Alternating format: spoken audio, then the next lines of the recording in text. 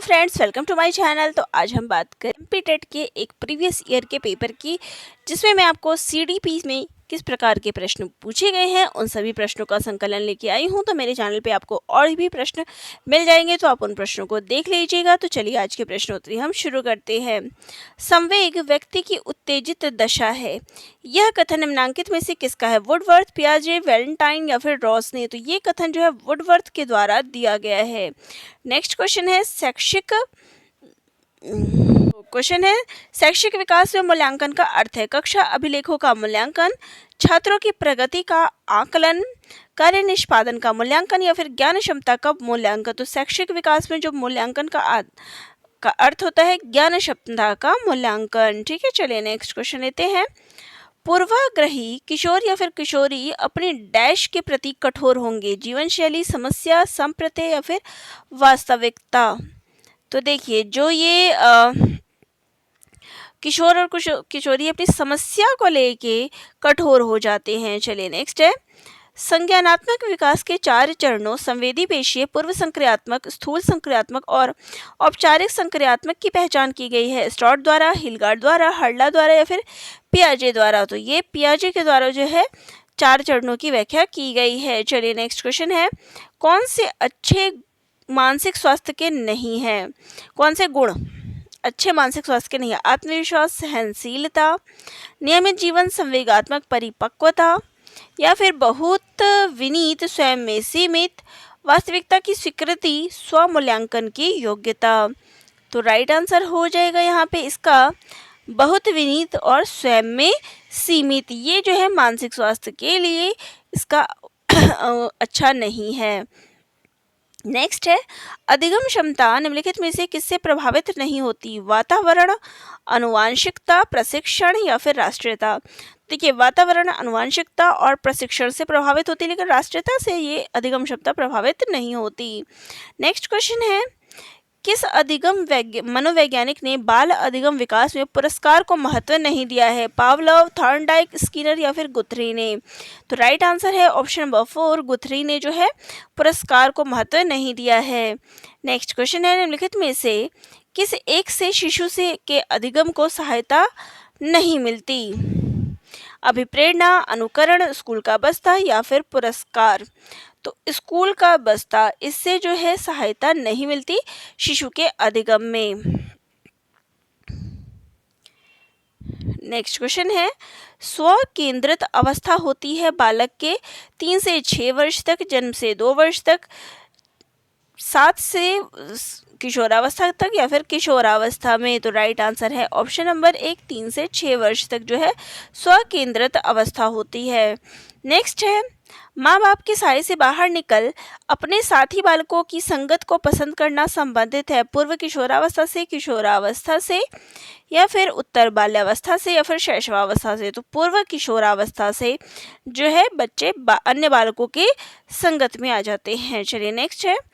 मानसिक परिपक्वता की ऊंचाइयों को छूने के लिए प्रयत्नरत रहना संबंधित है प्रौढ़ावस्था से, किशोरावस्था से, पूर्व बाल्यावस्था से, फिर उत्तर बाल्यावस्था से। तो राइट आंसर है ऑप्शन नंबर 2, किशोरावस्था से। नेक्स्ट है। सीखने का प्राथमिक मूलभूत नियम संबंधित है परिणाम की अपेक्षा से, अभ्यास कार्य से, प्रशंसा से या फिर तत्परता से। तो सीखने का जो है तत्परता से संबंधित है। नेक्स्ट है। सीखने की प्रक्रिया को प्रभावित करने वाले कारक है प्रशंसा एवं निंदा, अनुकरण, प्रतियोगिता या फिर ये सभी। तो राइट आंसर ऑप्शन नंबर 4, ये सभी। नेक्स्ट है। बालक के सीखने में प्रेरणा को किस रूप में उपयोगी माना जाता है? पुरस्कार एवं दंड या फिर बालक की व्यक्तित्व का आदर या फिर प्रशंसा एवं भर्त्सना या फिर उपरोक्त सभी। तो राइट आंसर ऑप्शन नंबर 4, उपरोक्त सभी। नेक्स्ट है। कक्षा में विद्यार्थियों को अधिगम के लिए प्रेरित करने हेतु किस युक्ति का अनुप्रयोग आप नहीं करते हैं? उनमें आत्मगौरव की अनुभूति कराना, छात्रों में स्वस्थ प्रतिस्पर्धा स्थापित करना, उनकी अत्यधिक प्रशंसा करना या फिर गतिविधि आधारित शिक्षण अधिगम विधियों का अनुप्रयोग करना। तो अत्यधिक प्रशंसा करना ये सही नहीं है। नेक्स्ट है। बुद्धि एवं सृजनात्मकता में किस प्रकार का सह संबंध पाया जाता है? ऋणात्मक, धनात्मक, शून्य या फिर ये सभी? तो इसमें क्या है? धनात्मक संबंध पाया जाता है बुद्धि और सृजनता में। नेक्स्ट है, कक्षा में अनुशासन बनाए रखने के लिए सर्वाधिक प्रभावशाली उपाय क्या है? शिक्षण को रोचक एवं व्यवहारिक बनाना, अनुशासनहीन छात्रों को कक्षा से बाहर निकाल देना, छात्रों के अभिभावकों को सूचित कर देना, या फिर अनुशासनहीन छात्रों को विशिष्ट सुविधाएं प्रदान करना। ये भी नहीं होगा। शिक्षण को रोचक एवं व्यवहारिक बनाना। ठीक है, चलिए नेक्स्ट है, शैशवावस्था में बच्चों के क्रियाकलाप होते हैं संरक्षित, मूल्य प्रवृत्त्यात्मक, संज्ञानात्मक या फिर संवेगात्मक? तो मूल प्रवृत्त्यात्मक जो है होते हैं। नेक्स्ट है, जिन विद्यालयों में समेकित शिक्षा दी जाती है उसके शिक्षकों को किस क्षेत्र विशेष में प्रशिक्षित करना चाहिए? व्याख्यान विधि द्वारा शिक्षण, विशेष आवश्यकता वाले बच्चों की पहचान और शिक्षण, क्रियात्मकता के साथ शिक्षण, या फिर उपरोक्त में से कोई नहीं? तो राइट आंसर है विशेष आवश्यकता वाले बच्चों की पहचान के साथ शिक्षण। नेक्स्ट है, निम्नलिखित में से किस समूह के बच्चों को समायोजन की समस्या होती है? ग्रामीण बच्चे, औसत बुद्धि के बच्चे, अध्ययनशील बच्चे या फिर कुशाग्र बुद्धि के बच्चे? तो राइट आंसर हो जाएगा यहाँ पे ऑप्शन नंबर 4, कुशाग्र बुद्धि के बच्चे। चलिए नेक्स्ट क्वेश्चन लेते हैं। किसी बच्चे को यदि लगता है कि उसका एक विद्यार्थी जो पहले विषय वस्तु को भली प्रकार सीख रहा था उसमें स्थिरता आ गई है, तो शिक्षकों को इसे विषय को स्पष्टता से पढ़ाना चाहिए, सीखने की प्रक्रिया की स्वाभाविक स्थिति माननी चाहिए, या फिर विद्यार्थियों को प्रेरित करना चाहिए, या फिर उपचारात्मक शिक्षण कराना चाहिए? तो सीखने की प्रक्रिया की स्वाभाविक स्थिति मानना चाहिए। अपनी कक्षा के एक विद्यार्थी की प्रवृत्ति को यदि शिक्षक बदलना चाहता है तो उसे कक्षा के अन्य विद्यार्थियों को उससे ना जानने योग्य दूरी बनाए रखने के लिए कहना होगा? नहीं। नेक्स्ट है, विद्यार्थी के साथ कड़ाई से पेश आना होगा? तो नहीं। उसके समूह के सभी सदस्यों की प्रवृत्ति बदलनी होगी।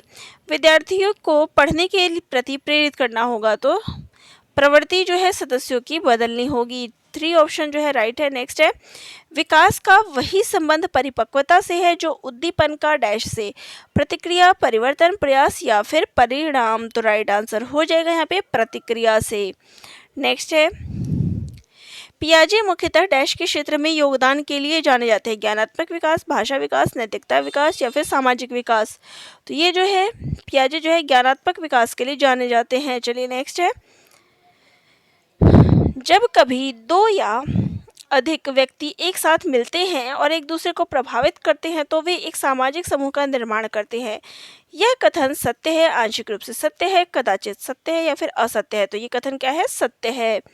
चलिए नेक्स्ट है, शिक्षण प्रक्रिया में निम्नलिखित में से किसका भली प्रकार ध्यान रखना चाहिए? अनुशासन और नियमित उपस्थिति का, विद्यार्थियों की सक्रिय भागीदारी का, गृह कार्य की जांच में लगन, विषय वस्तु का कठिनाई स्तर? तो यहाँ पे विद्यार्थियों की कितनी सहभागिता है किसी कार्य में, इसकी जांच करनी चाहिए। नेक्स्ट है, निम्नलिखित व्यक्तियों में कौन अपने बच्चों की आंतरिक प्रेरणा दे रहा है? अगली कक्षा में कक्षोन्नति पाने पर नंद कुमार अपने पुत्र को कहानी की पुस्तकें देते हैं। फादर रॉबर्ट अपनी कक्षा के उन बच्चों को चॉकलेट देते हैं जो अच्छा व्यवहार करते हैं। अपने पुत्र के जन्मदिन पर गिरिजोश कुमार दावत देते हैं। या फिर विज्ञान विषय में सर्वोच्च अंक पाने पर राकेश कुमार जो है अपने पुत्र की प्रशंसा करते हैं? तो आंतरिक प्रेरणा की बात कही है तो right answer option number 4। Next है, बच्चे के सामाजिक विकास में डैश का विशेष महत्व है? बाल साहित्य का, खेल का, दिनचर्या का या फिर संचार माध्यम का? तो खेल का जो है महत्वपूर्ण योगदान है। नेक्स्ट है, भाटिया बैटरी का प्रयोग निम्न में से किसके परीक्षण हेतु किया जाता है? बुद्धि, व्यक्तित्व, सृजनात्मकता या फिर अभिवृत्ति? तो बुद्धि राइट आंसर है। चलिए नेक्स्ट है, कोहलबर्ग का विकास सिद्धांत निम्न में से किससे संबंधित है? संज्ञानात्मक विकास, भाषा विकास, नैतिक विकास या फिर सामाजिक विकास? तो कोहलबर्ग का जो विकास सिद्धांत है ये नैतिक विकास पर आधारित है, इससे संबंधित है। तो चलिए ये थी हमारी प्रश्नोत्तरी। तो आप सभी को CDP के क्वेश्चंस कैसे लग रहे हैं कमेंट बॉक्स में कमेंट ज़रूर करिएगा। मिलते हैं नेक्स्ट वीडियो में।